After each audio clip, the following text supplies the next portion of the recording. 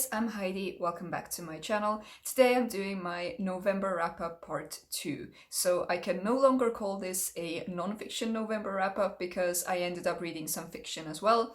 So this has simply turned into a November wrap-up. This month I got so sidetracked by Assassin's Creed Valhalla. I was playing that rather than reading, but I still managed to finish 6 books in the second half of November, which means that I finished 11 books in total in November, and I'm really happy with that. I also managed to read at least 1 book from each challenge for Nonfiction November, so mission accomplished. So I finished reading Packing for Mars by Mary Roach, and this was the November pick for the Genre Raiders book club, and I have mixed feelings. The title was a bit misleading. It was mostly a collection of really weird and gross things that happen to humans in space, both biologically and psychologically, and not so much about life on Mars itself and preparing to send people to live there. I knew nothing about this book beforehand, and I think I expected it to be a bit like a non-fiction equivalent to The Martian, which it wasn't, but that's fine, because there was some genuinely interesting information in this book. The writing style was a bit too conversational for me, and while I really enjoyed some chapters, I really struggled to get through others. There was quite a lot of humor, and it was mostly okay, but I didn't find it hilarious, and I think in 2020 some of it was even kind of cringy. The book is very readable though. I think people who don't normally read books would also enjoy this. But I wasn't blown away. It was like a 3-star read. It wasn't amazing, but I still enjoyed it. I also finished reading SPQR by Mary Beard. It took me quite a while to finish this because there was so much information.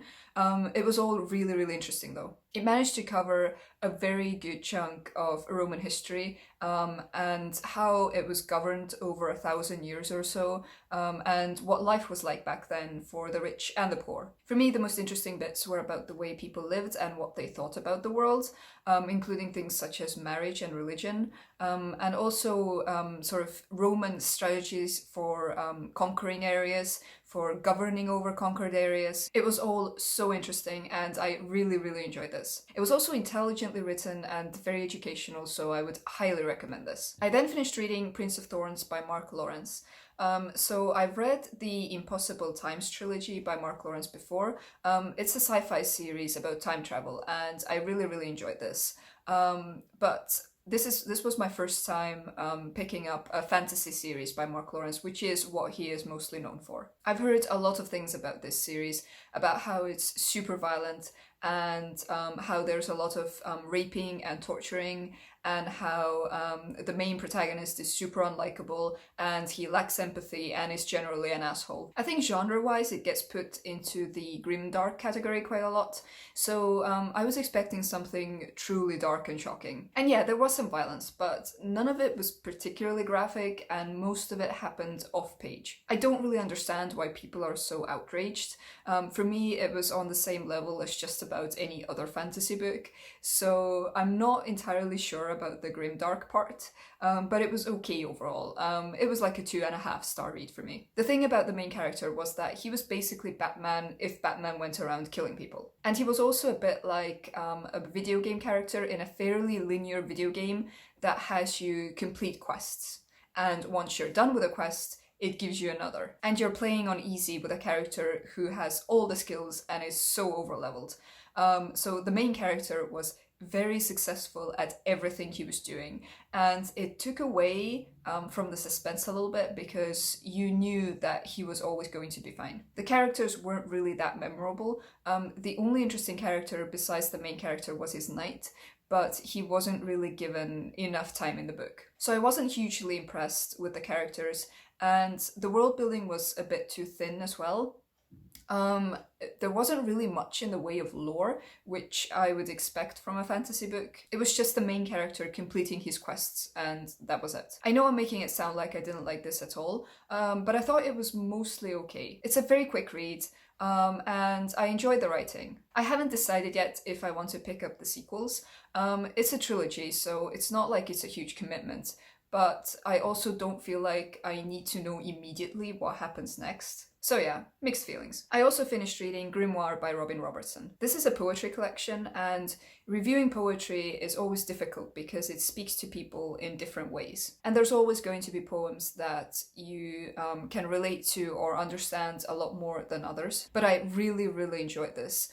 It was dark, violent, beautiful, lyrical, all at the same time. We meet familiar characters from Celtic folk stories, including changelings, witches, selkies, doppelgangers, and we explore the dark side of fairy tales and what happens when people get caught up in these truly extraordinary and terrifying things. It's a very haunting and memorable collection, and I will definitely be rereading this in the future. I also finished reading Hearts in Darkness by Kaye, and this is not the type of book that I would normally pick up, but I was really in the mood for some steamy romance, and because I don't really read romance at all, I kind of went to BookTube for help, and I watched a few videos made by people who read a lot of romance, and especially steamy romance. Because I felt like I would be a lot more into the steamier side of things rather than the really cutesy love stories. So I picked this one up, and it's basically a story of two people who get stuck in an elevator.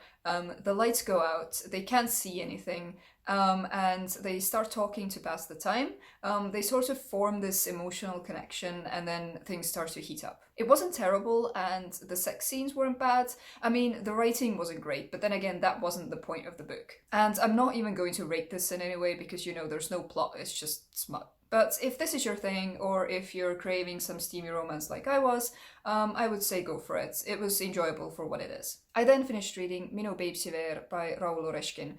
So this is a non-fiction book about an area in Estonia that is culturally very different from the rest of Estonia. I'm not going to spend a lot of time on this, but it was quite enjoyable.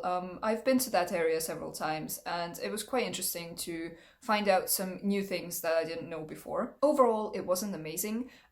It's part of a very large series of travel books, and none of them are amazing, but most of them are quite enjoyable, including this one. So yeah, this was my wrap-up. I was also planning on reading Why We Sleep by Matthew Walker and A Room of One's Own by Virginia Woolf, but I didn't manage to get to them this month. But that's fine, I'll pick them up at some point in the future. If you participated in Nonfiction November, let me know how it went for you and what books you finished. If you read any of the ones that I mentioned, let me know what your thoughts were. Thank you so much for watching, and I'll see you in my next video. Bye!